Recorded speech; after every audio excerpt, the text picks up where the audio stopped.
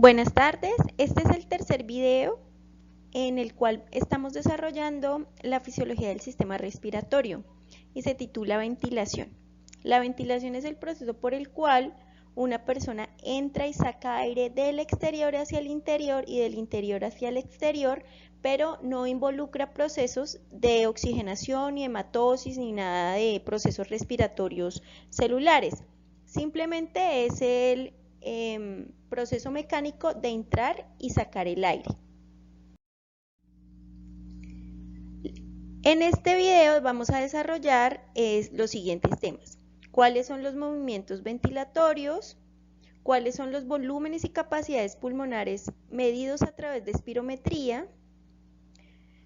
¿Cuál es el concepto de ventilación minuto y espacio muerto? ¿Qué mecanismos tenemos para medir el espacio muerto y los volúmenes pulmonares, como por ejemplo la espirometría, y cuáles serían sus aplicaciones clínicas? Antes de continuar, debemos aprender y ahondar en cómo nosotros podemos ventilar, es decir, cómo hace el aire para entrar desde la atmósfera hasta nuestros pulmones y viceversa. Para esto tenemos unos protagonistas que son la presión pleural, la presión alveolar y la presión barométrica. Noten que en este costado están las presiones absolutas en milímetros de mercurio. La presión barométrica, aquí está la presión barométrica de la ciudad en la que me encuentro ahora, pero si estuviera a nivel del mar, pues sería 760 milímetros de mercurio. Y la presión alveolar, en este momento, dado que nos encontramos en el primer paso, es decir, que el paciente se encuentra en reposo, no hay flujo de aire en este momento, la presión alveolar es exactamente igual a la presión barométrica, 721, y la presión pleural es más o menos 5 milímetros de mercurio por debajo del alveolar.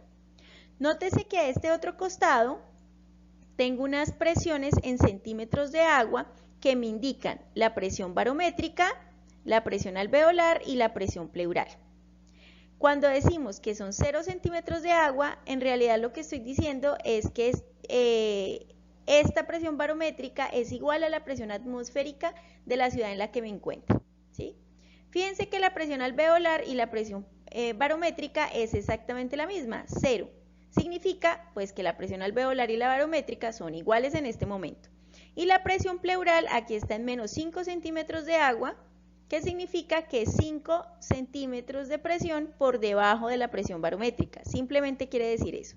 Recuerden que estas presiones de 0, 0, 5, menos 5 son presiones relativas.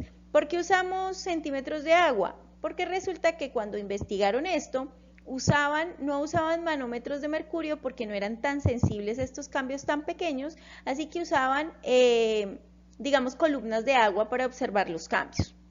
Muy bien, entonces observemos. En el segundo paso de la respiración, recuerden que hemos comenzado la inspiración. El objetivo es entrar el aire desde la atmósfera hacia los pulmones, pero como observarán, aún no se ha movido el aire.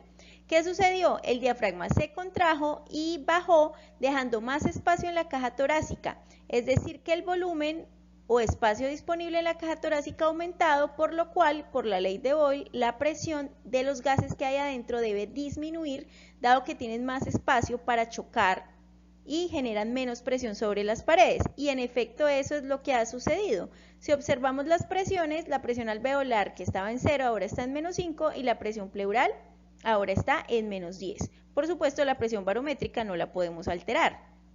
Aún no ha entrado el aire. ¿Qué va a pasar? Se generó un delta de presiones, una diferencia. Esa diferencia, como a la biología no le gustan las diferencias, pues el aire se va a mover de mayor presión a menor presión. Observemos. Fíjense aquí, el aire va a comenzar a entrar y cada vez que entre más aire, por supuesto que ese aire va a generar presión. Y al generar presión, pues va a empezarse a volver menos negativa la presión alveolar y la presión pleural. Fijémonos en esto. Entre más entre aire, menos negativa es la presión.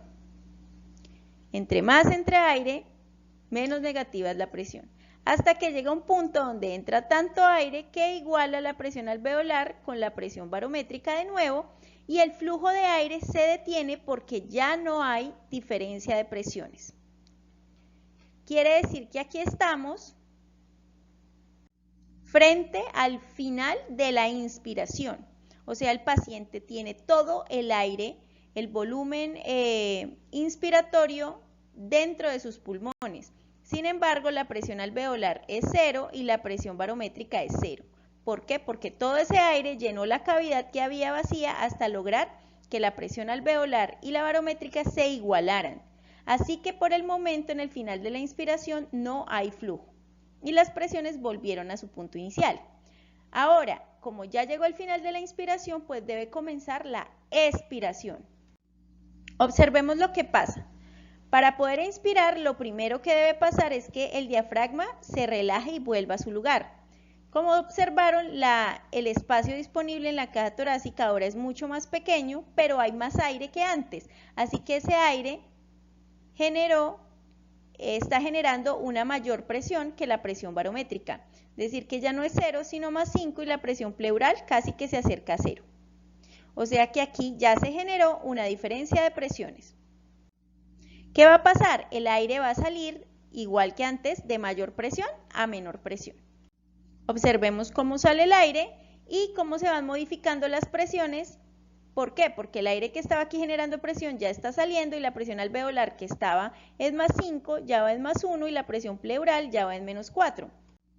Hasta que llegamos al final de la expiración y notemos lo que pasa. La presión alveolar es 0 y la presión barométrica es 0 y volvimos al punto de partida donde no hay diferencia de presiones. Y el diafragma está absolutamente relajado y las presiones están exactamente como las iniciamos. Aquí está listo para iniciar un nuevo ciclo. Además de conocer cuáles son los movimientos ventilatorios, también es importante conocer los volúmenes y capacidades pulmonares que los humanos tenemos.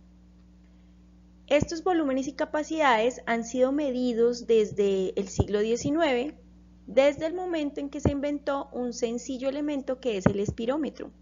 En la imagen tenemos un espirómetro clásico donde una campana invertida, móvil, que está parcialmente sumergida en agua, está conectada a un tubo para que el aire se extienda desde la boca del individuo a través del agua y sale por encima de la campana, junto por encima del nivel de agua.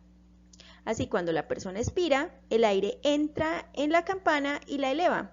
Ese cambio de elevación de la campana se puede registrar y observamos que hay un registro de papel en esta parte y ese movimiento es proporcional al volumen de aire que expira esta persona. Claro está que, como dijimos en el video anterior, el aire sale en condiciones corporales, es decir, BTPS, a temperatura corporal. Cuando sale al exterior, pues entonces ya va a estar a ATPS. Significa que ahora tenemos la temperatura ambiental, es el único cambio. Quiere decir que el espirómetro nos va a tener que convertir el volumen que está en condiciones BTPS a condiciones ATPS. Antes, cuando se tenían este tipo de espirómetros, por supuesto que había que hacer las fórmulas a mano. Ahora tenemos espirómetros mucho más modernos como los siguientes. Los espirómetros modernos son mucho más pequeños y están conectados generalmente a un software o cualquier computador. Observemos que este estudiante tiene una pinza en la nariz que evita que el flujo o el aire escape y está respirando a través de una boquilla conectado a una turbina que da vueltas. Esto es una interfase, está conectado a un cable de USB que convierte estos cambios de volumen a un impulso eléctrico que va a llegar al computador. Aquí ella está ya observando los cambios que se generaron en un software que tenemos para la interpretación de estos datos. Veamos cuáles son los datos más básicos que arroja la espirometría, que es el examen que tenemos para medir los volúmenes y las capacidades pulmonares, y esos volúmenes y capacidades pulmonares nos sirven para comunicarnos, es decir, son importantes porque durante todo el sistema pulmonar vamos a decir, en este momento en el pulmón se encuentra tal volumen o tal capacidad, entonces es importante entender estos conceptos. Ya entendimos más o menos cómo es que entra y sale el aire y cómo es posible el flujo de aire. Muchas veces pensamos, digamos el común de las personas puede llegar a pensar que el que infla los pulmones o la caja torácica es el aire, y ya nos dimos cuenta de que nada tiene que, el aire es lo último que entra a los pulmones después de que la caja torácica ya se ha expandido. Entonces es importante saber que eso se da gracias a la ley de Boyle que analizamos en el video anterior. El segundo tema de este video es los volúmenes y las capacidades pulmonares. Estas se miden a través de un examen que se llama espirometría. Hay varios tipos de espirometría, una que es dinámica y una que dibuja los volúmenes contratiempo. Vamos a estudiar primero la que dibuja los volúmenes, es decir, aquí está el volumen contra el tiempo. Entonces tenemos varios volúmenes y estos nombres nos sirven para comunicarnos y para referirnos clínicamente a pacientes que tienen aumentos o disminuciones de ciertas cantidades de estos tipos de volúmenes y que pueden clasificarse en ciertas enfermedades. El primer volumen es el volumen corriente. El volumen corriente es cercano a los 500 mililitros. Esos 500 mililitros, ¿a qué se refiere? Es la cantidad de aire que entra y sale en una respiración tranquila. Estas que vemos acá son registros de respiraciones tranquilas.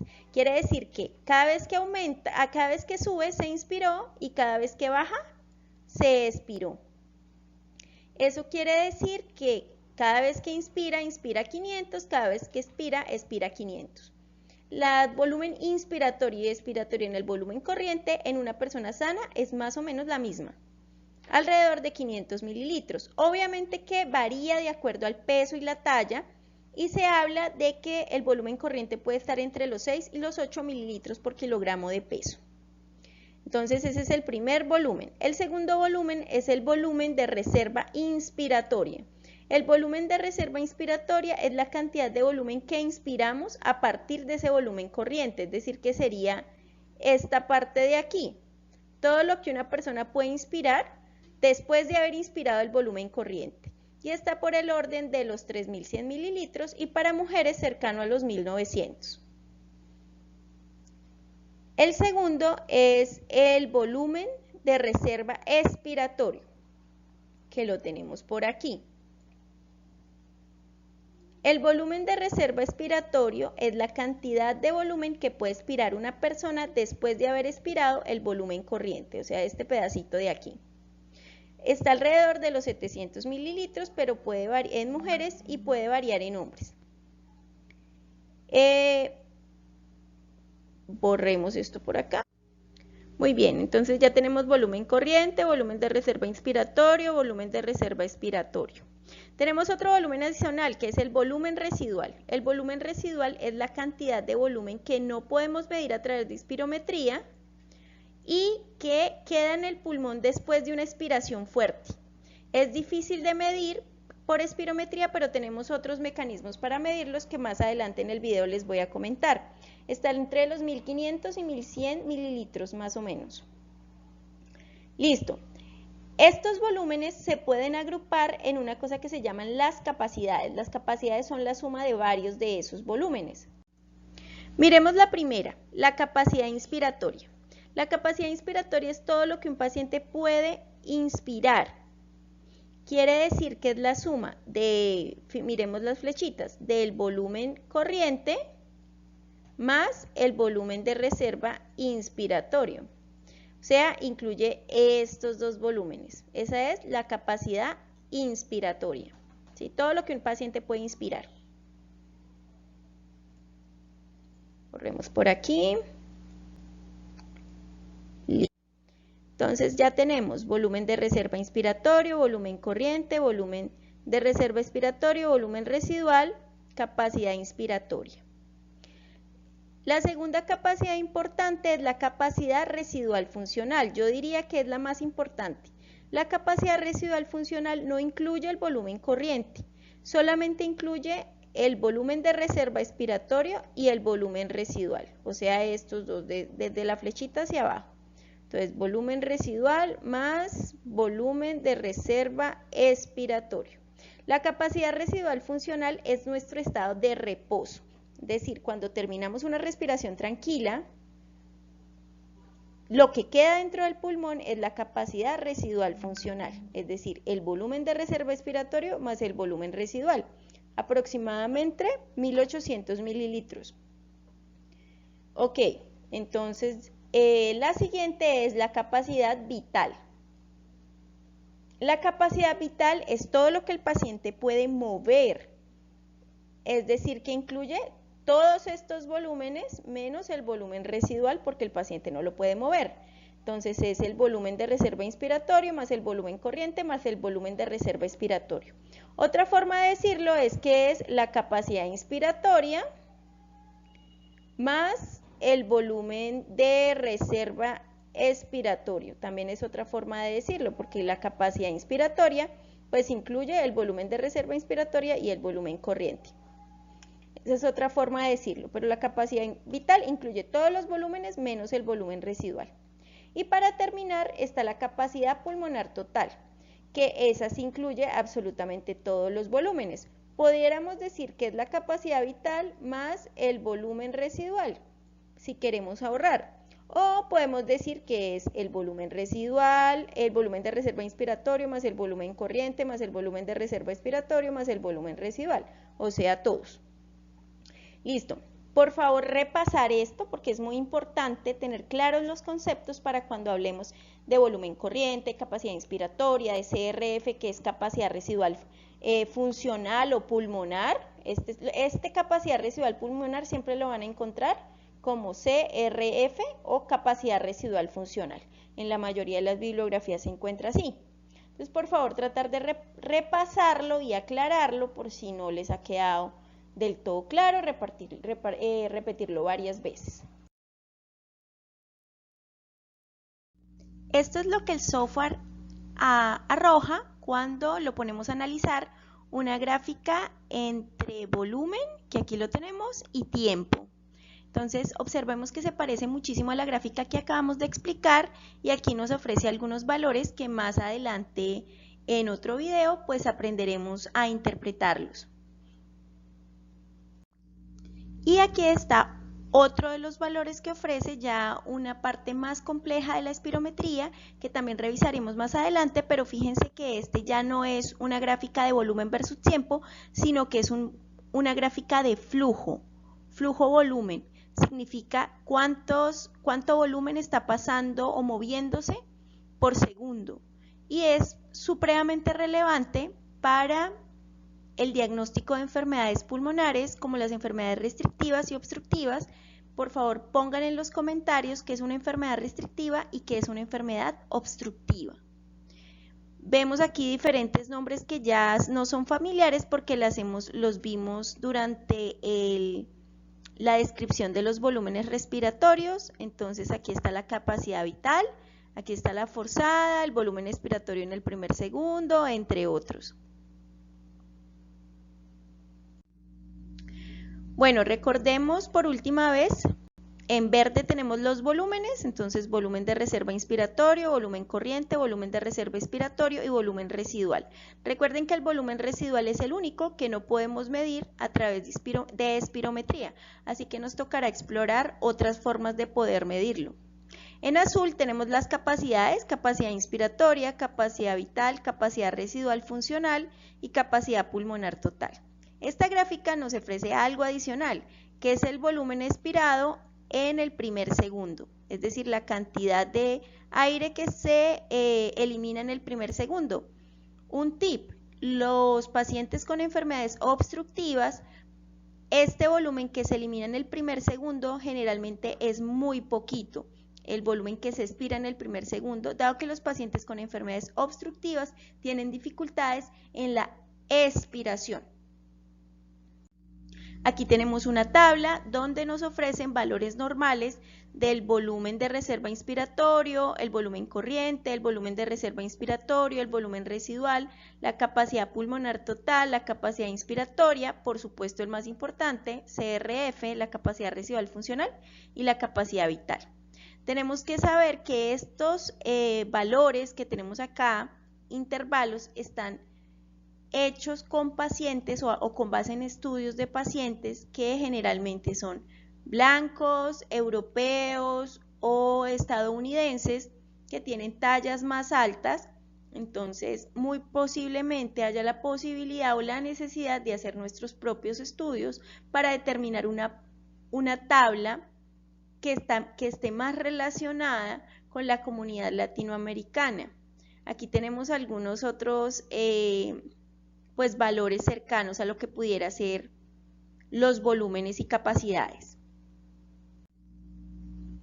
Bueno, ya revisamos cuáles son los movimientos ventilatorios, cómo es que entra y sale el aire con base en la ley de Boyle, cuáles son los volúmenes y capacidades pulmonares con base en la espirometría, así que nos queda pendiente hablar de qué es la ventilación minuto y qué es el espacio muerto, así como los otros exámenes que hay para medir volúmenes y capacidades pulmonares. Hablamos un poco de espirometría, pero nos toca, digamos que profundizar un poquito más en eso y vamos a dejar un video donde puedan ampliar los aspectos de espirometría del doctor Juan Manuel Gómez, el profesor de medicina interna. Muchísimas gracias por escucharme. Vamos a hacer un video 2 de ventilación para incluir los temas que quedaron pendientes. Muchas gracias.